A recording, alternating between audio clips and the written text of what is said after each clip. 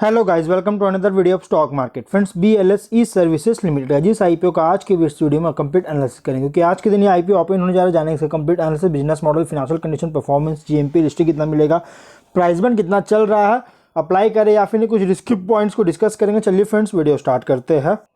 तो गाइस, ये जो कंपनी है BLS ई सर्विसेज लिमिटेड, जो कि मेन लाइन आईपीओ और इसका एक और नाम है BLS सेवा। अगर हम इसके बिजनेस की बात करें तो ये एक तरह का डिजिटल सर्विस प्रोवाइडर है जो कि बिजनेस कॉरेस्पॉन्डेंस सर्विसेज जो है ऑफर करता है मेजर बैंक ऑफ इंडिया, फिर assisted E services and e governance services, जो कि ग्रैंड रूट्स लेवल पर इंडिया में ग्रास रूट्स लेवल पर जो है सो इन तरह की इन सभी मेजर सर्विसेज, मेजर कंपनीज के जो सर्विसेज प्रोवाइड करती है, बिजनेस कॉरेस्पॉन्डेंस सर्विस प्रोवाइड करता है। कंपनी के सर्विस जो ऑफर कर रहा है ये 3 पार्ट्स में कैटेगराइज किया गया है, जिसमें है बिजनेस कॉरेस्पॉन्डेंस सर्विसेज, सेकेंड है असिस्टेड ई गवर्न सर्विसेज और ई गवर्नेंस सर्विसेज। और कंपनी जो है BLS इंटरनेशनल सर्विसेज लिमिटेड का ही एक सब्सिडरी है। मतलब कि कंपनी BLS इंटरनेशनल जो है ऑलरेडी स्टॉक एक्सचेंज में लिस्टेड है, जो कि वीज़ा, पासपोर्ट, कंसुलर और अदर सिटीजन सर्विसेज वगैरह प्रोवाइड करता है स्टेट और प्रोविंशियल गवर्नमेंट्स को Asia, Africa, Europe, south America, north America, middle east जैसे कंट्रीज़ में। और इसमें अगर देखा तो ये टेक्नोलॉजी इनेबल प्लेटफॉर्म के थ्रू जो है प्रोवाइड करता है, इस तरह की सर्विसेज जो है प्रोवाइड करता है, जो कि BLS इंटरनेशनल सर्विसेज का एक पार्ट है ये कंपनी। और इस थ्रू मतलब कि यहाँ पे जो है सो ये ओनली लिस्टेड कंपनी है इंडिया में, इस डोमेन में ओनली लिस्टेड कंपनी है BLS इंटरनेशनल सर्विसेज। और इसी का ये सब्सिडरी जो है सो अब लिस्टेड होने जा रही है स्टॉक एक्सचेंज में, BLS ई सर्विसेज, जो कि एक बहुत ही पॉजिटिव साइन है। क्योंकि अगर देखा जाए तो BLS इंटरनेशनल जो है ऑलरेडी बहुत अच्छी परफॉर्मेंस देखने को मिल रहा है इसके कंपनी के शेयर्स में। अगर हम 31 मार्च के डेटा के अकॉर्डिंग बात करें तो मर्चेंट नेटवर्क की बात करें तो 92,427 जो है सो यहाँ पे देखने को मिल रहा है, ग्रो कर चुका है, जो कि अनरिजर्व्ड, अंडरसर्व्ड और अनसर्व्ड पॉपुलेशन, जो कि हार्ड टू रीच एरियाज में जो सो अंडरसर्व्ड, अनसर्व्ड पॉपुलेशंस को सर्व करने में जो सो ऑर्डर में सर्व करती है, जो कि 92,427 ऑर्डर्स तक ग्रो कर चुकी है। 30 जून के अकॉर्डिंग टोटल 3071 एम्प्लॉयज़ की टीम है टोटल, जिसमें से 2413 कॉन्ट्रैक्ट एम्प्लॉयज़ इंक्लूड है। अगर हम इसके कॉम्पिटिटिव स्ट्रेंथ की बात करें तो एसेट लाइट बिजनेस मॉडल है। कंपनी जो है सोशल और फिनेंशियल इंक्लूजन्स इंडिया में जैसे इनेबल कर चुका है, मल्टीपल क्रॉस सेलिंग और अपसेलिंग अपॉर्चुनिटीज दे रही है नेटवर्क इफेक्ट के साथ, और वाइड रीच भी है कस्टमर एक्विजिशन का। और बिजनेस मॉडल भी जो है diverse sources of revenue generate करता है, बिजनेस मॉडल के थ्रू में जो है सो diverse sources of revenue generate कर रही है, नेग्लिजिबल कस्टमर एक्विजिशन और रिटेंशन कॉस्ट के साथ, सक्सेसफुल ट्रैक रिकॉर्ड है एक्विजिशन का, एक्सपीरियंस्ड सीनियर मैनेजमेंट और स्किल्ड एम्प्लॉयज़ और स्ट्रॉन्ग पेरेंटेज है corporate promoter BLS international services limited का। मतलब कि BLS जो है BLS इंटरनेशनल है, इसका मतलब कि स्ट्रॉन्ग पेरेंटेज मतलब कि यहाँ पे जो है सो देखने को मिल रहा है। प्रोमोटर कौन है तो BLS इंटरनेशनल सर्विसेज लिमिटेड है। दिवाकर अग्रवाल, शिखर अग्रवाल इसके प्रोमोटर है। प्रोमोटर होल्ड यहाँ पे अगर देखा जाए तो फिनेंशियल जो है 21 में 65.2 करोड़ का रेवेन्यू है और 3.1 करोड़ का प्रॉफिट है। 22 में 98.3 करोड़ का रेवेन्यू है, 5.3 करोड़ का प्रॉफिट है। 23 में वो 246.2 करोड़ का रेवेन्यू और 20.3 करोड़ का प्रॉफिट है। कंपनी का फिनेंशियल देखेंगे तो 22 तक अच्छी ग्रोथ, लेकिन 23 से कंपनी बहुत ही स्ट्रॉन्ग जंप देखने को मिला है। 24 के भी एनालाइज करेंगे तो यहाँ फर्स्ट हाफ में 158 करोड़ का रेवेन्यू, 14.6 करोड़ का प्रॉफिट है।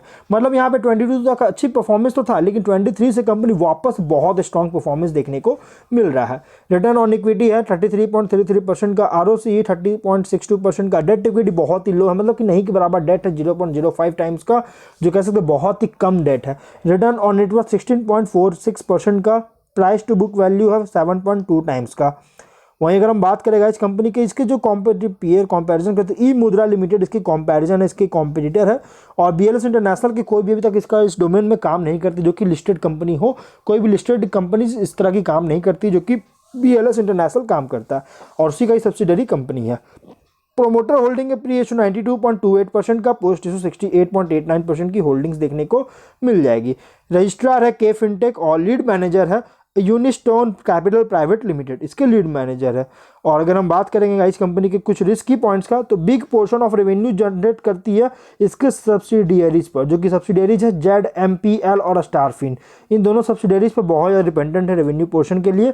डेट्रियोरेशन देखने को मिल सकता है इसके सब्सिडियरीज में के परफॉर्मेंस में, अगर डेट्रियोरेशन मिलता है तो गाइस इसके वजह से बिजनेस को इम्पैक्ट कर सकता है। सब्सटेंशियल पोर्शन ऑफ रेवेन्यू भी सिंगल कस्टमर से जनरेट करता है, जो कि one of the largest PSU bank है। और ये PSU बैंक कौन सा है जो मैंने अभी ऑलरेडी बताया था कुछ टाइम पहले, बैंक ऑफ इंडिया।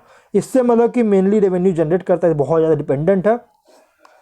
सर्विसेज जो ऑफर किया जा रहा है कंपनी की तरफ से, ये पंजाब, उत्तर प्रदेश और वेस्ट बंगाल, सिर्फ 3 ही स्टेट से सर्विसेज ऑफर कर रही है। ये भी एक कॉन्सेंट्रेशन रिस्क क्रिएट कर सकता है। कंपनी बहुत ज़्यादा डिपेंडेंट है एप्लीकेशन प्रोग्रामिंग, इंटरफेस टेक्नोलॉजी और सर्वर ऑफ बैंक्स और गवर्नमेंट एजेंसीज पर, जो कि बिजनेस कॉरेस्पॉन्डेंट सर्विसेज और G2C सर्विसेज प्रोवाइड करने के लिए बहुत ज़्यादा डिपेंडेंट है। हाई वर्किंग कैपिटल रिक्वायरमेंट का नीड है इस IPO के लिए। वहीं अगर हम बात करेंगे इसकी डिटेल्स का, तो कंपनी जो है आज के दिन ओपन होने जा रही है 30 जनवरी को, और 1 जनवरी को क्लोज किया जाएगा। 3 डे IPO है, बुक बिल्ड इशू IPO, और 310.91 करोड़ का फिक्स ये बुक बिल्ड इशू IPO और 2 करोड़ 30,000 शेयर्स का फ्रेश इशू किया जा रहा है। 10 रुपीज़ का फेस वैल्यू 129 to 135 रुपीज़ पर शेयर की प्राइस बंद, 108 शेयर की लॉट साइज। BSE NSE दोनों में लिस्टेड होगा। QIB को 75% का, HNI को 15% का, रिटेल को 10% का ऑफर दिया गया है। अलॉटमेंट डेट फाइनलाइज किया गया 2 फेब का, और रिफंड्स और शेयर्स डिमैट अकाउंट में क्रेडिट होगा 5 फेब का डेट रखा गया। लिस्टिंग डेट रखा गया 6 फेब का, और minimum amount 14,965 rupees minimum amount पे करना होगा इसको अप्लाई करने के लिए। GMP की बात करें तो गाइस जिसके GMP ओपन होने से पहले ही बहुत ही स्ट्रॉन्ग, जितना इसका प्राइस बैंड है गाइस जिससे ज़्यादा इसकी GMP चल रही है, क्योंकि 158 रुपीज़ इसके GMP चल रही है, इसके अकॉर्डिंग 293 पे लिस्टिंग होने के चांस, और 117% का एक बहुत ही स्ट्रॉन्ग लिस्टिंग दे रहा है, मतलब कि कंपनी बहुत स्ट्रॉन्ग लिस्टिंग दे रही है। ऑब्जेक्टिव क्या है, तो कंपनी का ऑब्जेक्टिव है गाइस कि एग्जिस्टिंग प्लेटफॉर्म्स जो है कंपनी का उसके कंसोलिडेटिंग करना चाहती है, और नई कैपेबिलिटीज़ का डेवलप करने के लिए टेक्नोलॉजी इंफ्रास्ट्रक्चर को स्ट्रेंथन करना चाहती है। प्लस BLS स्टोर्स का सेटअप करके ऑर्गेनिक ग्रोथ में फंडिंग करना चाहती है, ग्रोथ के लिए इनिशिएटिव्स में फंडिंग करना चाहती है, और इन ऑर्गेनिक ग्रोथ को जो है अचीव करना चाहती है एक्विजिशन के थ्रू जनरल कॉर्पोरेट पर्पस के लिए IPO लाया गया। तो जो कि BLS सर्विसेज लिमिटेड जो है ये 1 point technology enabled digital platform service provider है, जो कि ऑलमोस्ट सभी तरह की सर्विसेज एक ही छत के अंदर जो है सो प्रोवाइड करता है। जो कि अगर हम डिजिटल इंडिया को कंसीडर करें, जो मूवमेंट अभी चल रही है डिजिटल इंडिया, इसको कंसीडर करें तो कंपनी का प्रॉस्पेक्ट बहुत ही ब्राइट है, मतलब कि फ्यूचर प्रॉस्पेक्ट बहुत ही ब्राइट है आने वाले टाइम में। और 24 के अर्निंग के अकॉर्डिंग फुल्ली प्राइस रखा गया, इसलिए अगर आप इसको अप्लाई करना चाहते हैं क्योंकि मेजर इंफ्रा इस प्लेस में मेजर इंफ्रा कंपनी है, और ये ब्राइट प्रॉस्पेक्ट्स भी इसका देखने को मिल सकता है, इसलिए अगर आप इसको मीडियम टू लॉन्ग टर्म के लिए लिस्टिंग गेन के लिए अप्लाई करने का सोच रहे हैं तो आप इसमें अप्लाई कर सकते हैं। बहुत ही स्ट्रॉन्ग फंडामेंटल देखने को मिल रही है, और लिस्टिंग भी बहुत ही स्ट्रॉन्ग दे रही है। तो हम लोग वीडियो कहीं पर एंड करते हैं। अगर कोई डाउट हो कमेंट बॉक्स में पूछे। मिलते हैं नेक्स्ट वीडियो में। Till then bye bye.